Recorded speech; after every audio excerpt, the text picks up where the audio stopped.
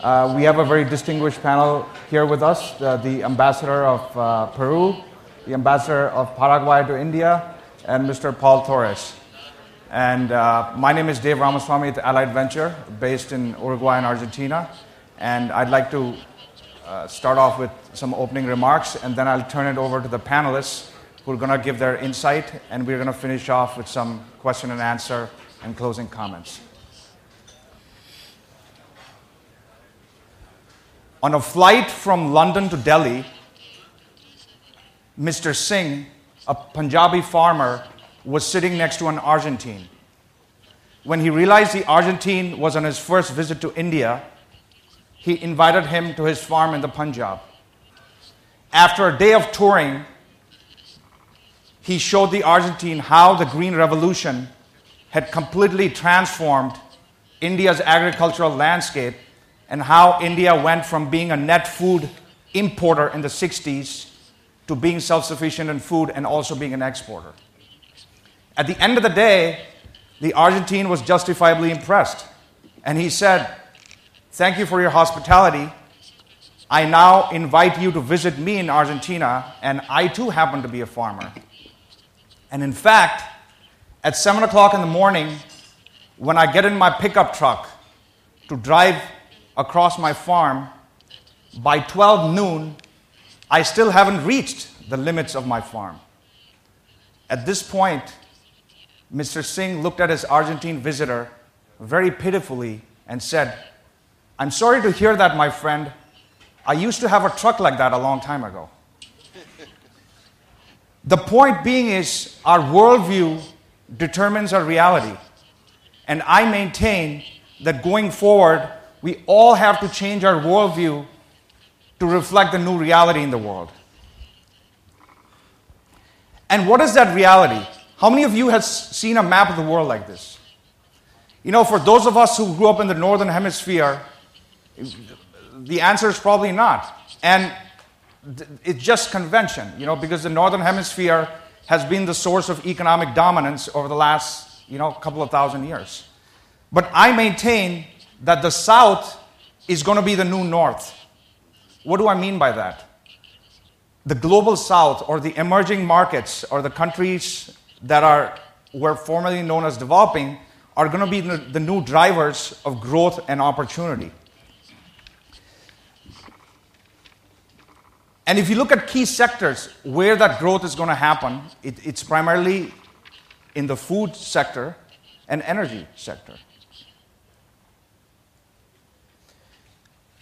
Two reasons driving this, India's population is about 1 billion now, and in 40 years, it's going to reach about 1.6 billion.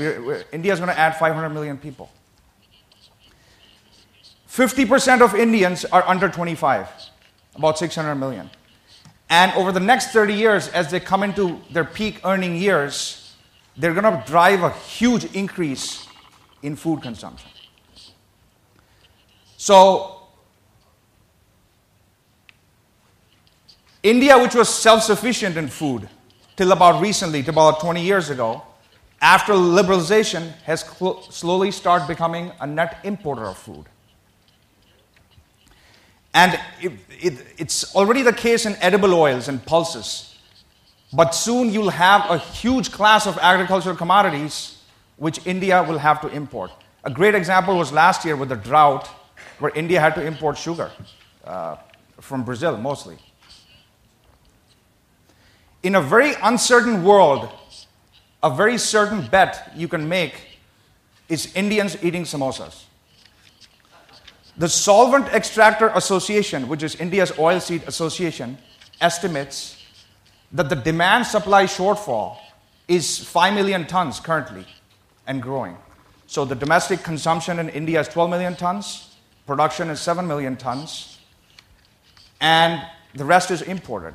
And each year, 5 lakh tons or 500,000 tons is the growing shortfall.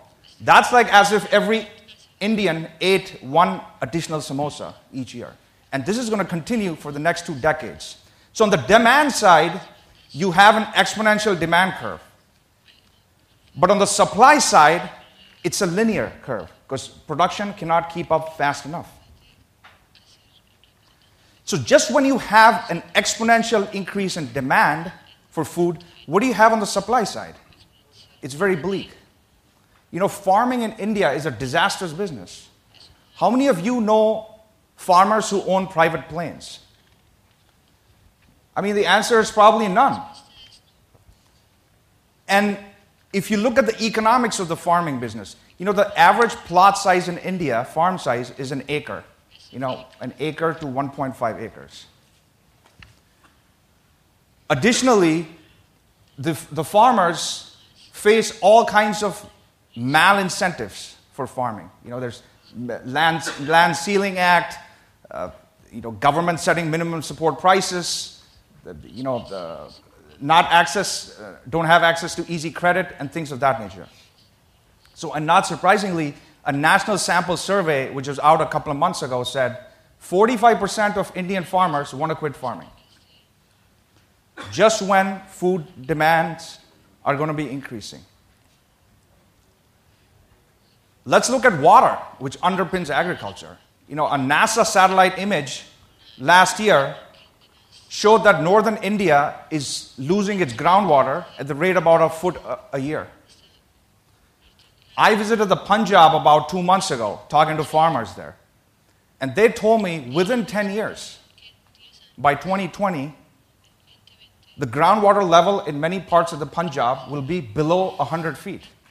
And so all their pumps and irrigation systems will stop working. Punjab is 2% of India's land area, but produces about 50% of India's food. And this is the status in India's grain basket.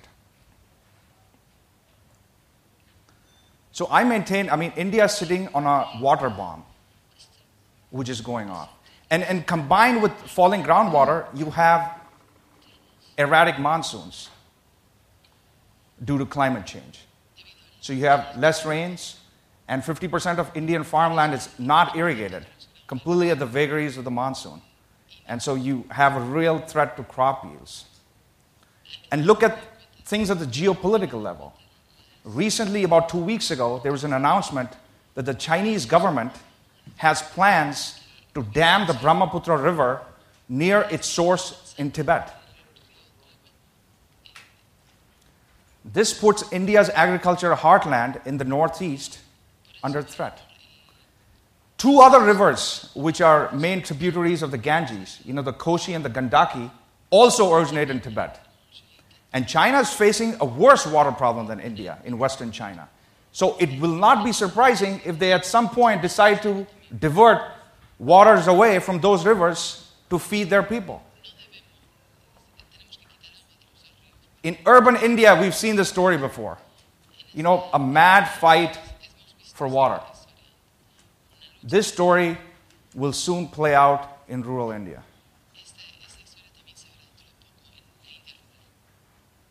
What's the answer? I maintain, and others do too, like the Minister Scindia mentioned this, the whole concept of agriculture outsourcing. Because agriculture is a water play, mainly. So look to areas of the world which have excellent fundamentals for agriculture, food processing going forward. And I maintain that Latin America is one such region. Just a geographic context. Latin America ranges from Mexico down to, southern Argentina and Chile. And this is 5 times India's land area, with only half the population. Most of Latin America lies in the tropical and temperate belts. Ideal locations for farming. Has all kinds of soil types, growing crops from soybeans, wheat, corn, fruits, orange juice.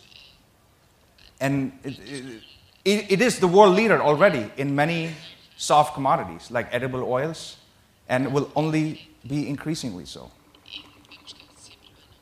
And also, just to give you a size of the geography, Brazil is 3 times the size of India, with the population of Uttar Pradesh and Uttarakhand. Argentina is almost the size of India, with the population of just Delhi, Mumbai, and Calcutta.